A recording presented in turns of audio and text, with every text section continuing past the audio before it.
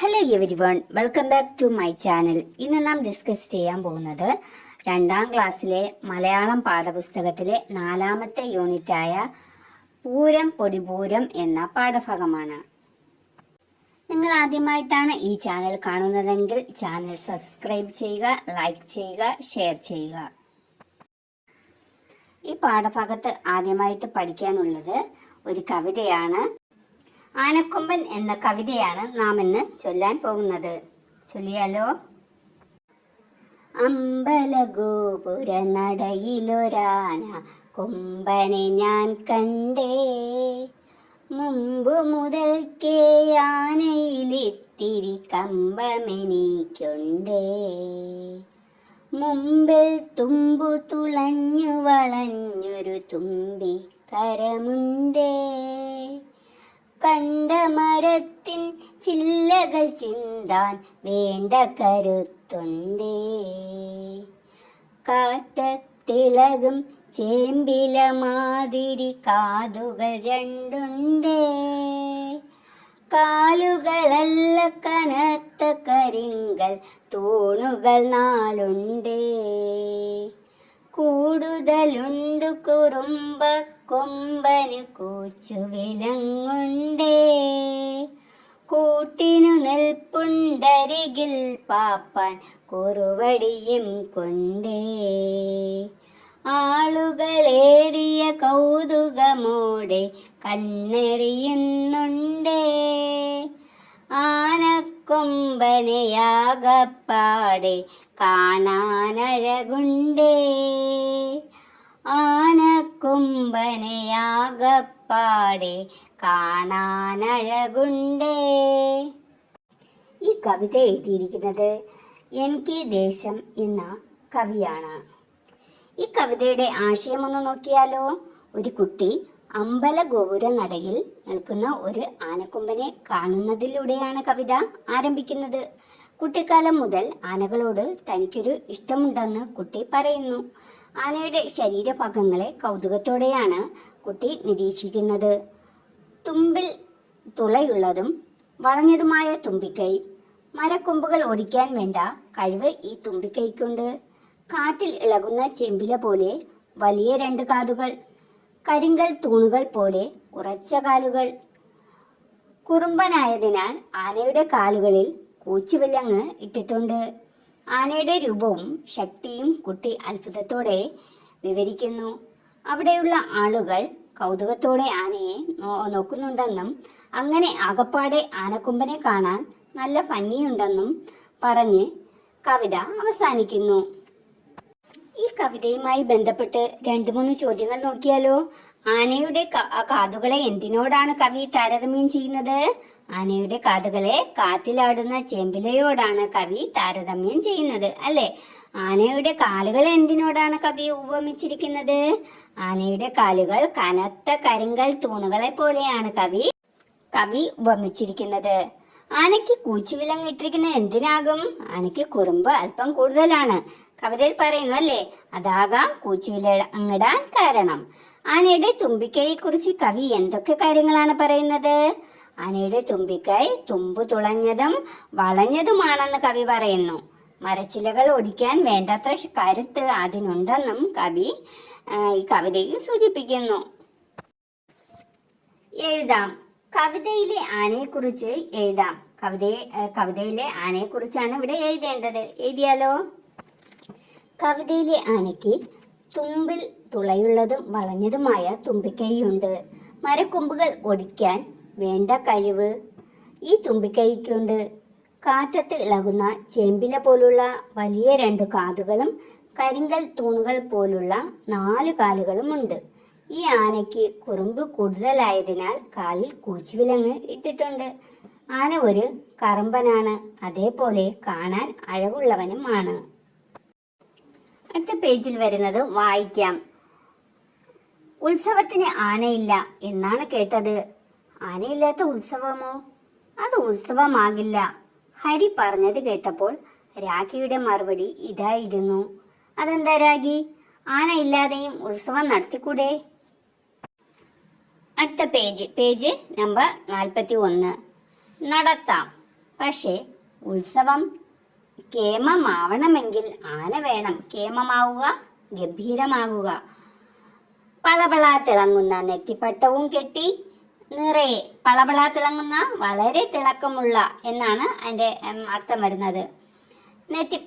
പളപള തിളങ്ങുന്ന നെറ്റിപ്പട്ടവും കെട്ടി, നിറയെ തൊങ്ങല് തൂക്കിയ മുത്തുക്കുടയും ചൂടി, ചെവിയും വാലും താളത്തിൽ ആട്ടിയാട്ടി നിൽക്കുന്ന കൊമ്പനെ കാണുന്നത് തന്നെ നല്ല ചേലാണ്,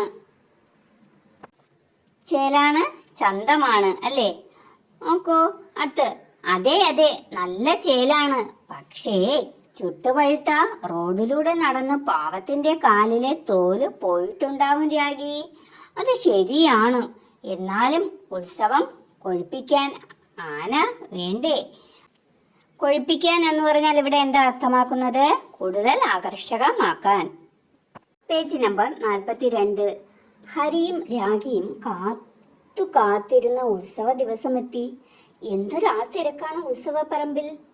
പൂഴി വാരിയിട്ടാൽ താഴെ വീഴില്ല. പൂഴി എന്ന് പറഞ്ഞാൽ എന്താ? മൺപൊടി അങ്ങനെയുള്ള അത് വാരിയിട്ടാൽ പോലും താഴെ വീഴില്ല. അത്രയ്ക്കും തിരക്കാണ്. വാദ്യക്കാരും മേളക്കാരും കൊട്ടിത്തിമിർക്കുകയാണ്. നിരനിരയായി പലതരം കച്ചവടങ്ങൾ. ഹരിയും രാഗിയും കാഴ്ചകൾ കണ്ട് ഉത്സവപ്പറമ്പിലൂടെ നടന്നു. ഹരി, നീയല്ലേ പറഞ്ഞത് ഇത്തവണ ആന ഉണ്ടാവില്ല എന്ന്? അങ്ങോട്ട് നോക്ക്, കണ്ടില്ലേ കൊമ്പൻ നിൽക്കുന്നത്? രാഗി ചൂണ്ടിക്കാണിച്ച ഭാഗത്തേക്ക് ഹരി നോക്കി. ശരിയാണല്ലോ, വമ്പനൊരു കൊമ്പൻ. അവർ കൊമ്പന്റെ അടുത്തേക്ക് ഓടി. അടുത്തെത്തിയപ്പോൾ മനസ്സിലായി, ഒരു വണ്ടിയിലാണ് കൊമ്പനാനയുടെ നിൽപ്പ്. ചെവി ആട്ടുന്നുണ്ട്. കൂടുതൽ സൂക്ഷിച്ചു നോക്കിയപ്പോഴല്ലേ കാര്യം പിടികിട്ടിയത്. കൊമ്പനാനയല്ല, കൊമ്പനാനയുടെ രൂപം. നെറ്റിപ്പട്ടവും മുത്തുക്കുടയും എല്ലാം ഉണ്ട്. വണ്ടി ഉരുളുമ്പോൾ കൊമ്പനും മുന്നോട്ട് നീങ്ങും. എന്തായാലും നല്ല ചേലായിട്ടുണ്ട്. അടുത്ത പേജ് നമ്പർ 43. വണ്ടിച്ചക്രം പിടിപ്പിച്ച കൊമ്പനെ അവർക്ക് നല്ല ഇഷ്ടമായി. ഈ കൊമ്പനാന എത്ര നേരം റോഡിൽ നിന്നാലും കാല് പൊള്ളില്ല. ഹരി പറഞ്ഞത് കേട്ട് രാഗി ചിരിച്ചു. ഉത്സവപ്പറമ്പിലെ വേദിയിൽ ഉടൻ തന്നെ ഓട്ടൻ തുള്ളൽ ആരംഭിക്കുന്നതാണ്. മൈക്കിലൂടെ അറിയിപ്പ് കേട്ട് അവർ അങ്ങോട്ട് നീങ്ങി. മുഖത്ത് ചായം തേച്ച തുള്ളൽക്കാരനെ കാണാൻ നല്ല ചന്തം. തുള്ളൽക്കാരന്റെ നേരം പോക്കുകൾ കേട്ട് ആളുകൾ പൊട്ടിച്ചിരിക്കുന്നു. അടുത്ത പേജ്. അവർ ബലൂൺ കച്ചവടക്കാരന്റെ അടുത്തെത്തി. പലതരം ബലൂണുകൾ, നിറമുള്ളത്, വലുത്, ചെറുത്, നീണ്ടത്. ഒരു പമ്പ് കൊണ്ടാണ് ബലൂണിൽ കാറ്റ് നിറയ്ക്കുന്നത്. കാറ്റ് നിറച്ച ബലൂൺ കൈവിരലുകൾ കൊണ്ട് ഒന്ന് തിരിക്കുകയും മറിക്കുകയും ചെയ്യുമ്പോഴേക്ക് അതിൻ്റെ രൂപം മാറുന്നു. ആനയും കുരങ്ങനും പൂച്ചയും ആപ്പിളും പന്തും അങ്ങനെ പല രൂപത്തിലും പലതരത്തിലും പല നിറത്തിലും ബലൂണുകൾ. അവർ ബലൂണുകളും വാങ്ങി വീട്ടിലേക്ക് മടങ്ങി. അടുത്ത പേജ് നമ്പർ 45. രാത്രിയിലെ ഉത്സവം കാണാൻ ഹരിയും രാഗിയും അച്ഛനും അമ്മയും എല്ലാവരും കൂടിയാണ് പോയത്. തൊട്ടടുത്ത വീട്ടിലെ രഹ്നയും ഉമ്മയും ഒപ്പമുണ്ട്. രഹ്നയുടെ ഉപ്പ എല്ലാ വർഷവും ഉത്സവത്തിന് വരാറുള്ളതാണ്. ഇക്കൊല്ലം ലീവ് കിട്ടിയില്ലത്രേ. ഉത്സവപ്പറമ്പിൽ എത്തിയപ്പോഴാണ് മേഘ്നയെയും ഡെയ്സിയെയും കണ്ടത്. നിറയെ കളർ ബൾബുകൾ, നക്ഷത്രങ്ങൾ താഴേക്കിറങ്ങി വന്നതുപോലെ.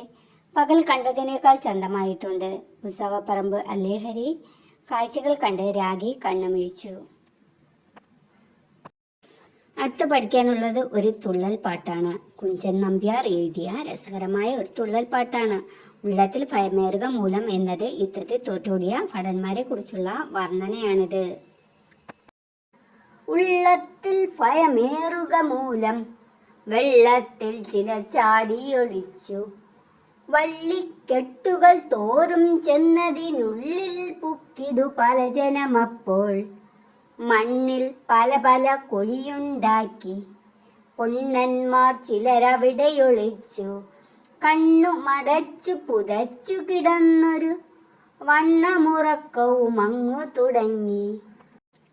ഈ തുള്ളൽപ്പാട്ടിന്റെ ആശയം നോക്കിയാലോ? യുദ്ധം കണ്ട് ഭയന്ന ആളുകൾ പല വിധത്തിൽ ഓടി ഒളിക്കുന്നത് ഹാസ്യാത്മകമായി കുഞ്ചൻ നമ്പ്യാർ അവതരിപ്പിച്ചിരിക്കുന്നു. ഭയന്നു വിറച്ച ചിലർ വെള്ളത്തിൽ ചാടി ഒളിച്ചു. മറ്റു ചിലർ വള്ളിക്കെട്ടുകൾക്കിടയിൽ ചെന്ന് അതിൻ്റെ ഉള്ളിൽ കയറി ഒളിച്ചിരുന്നു.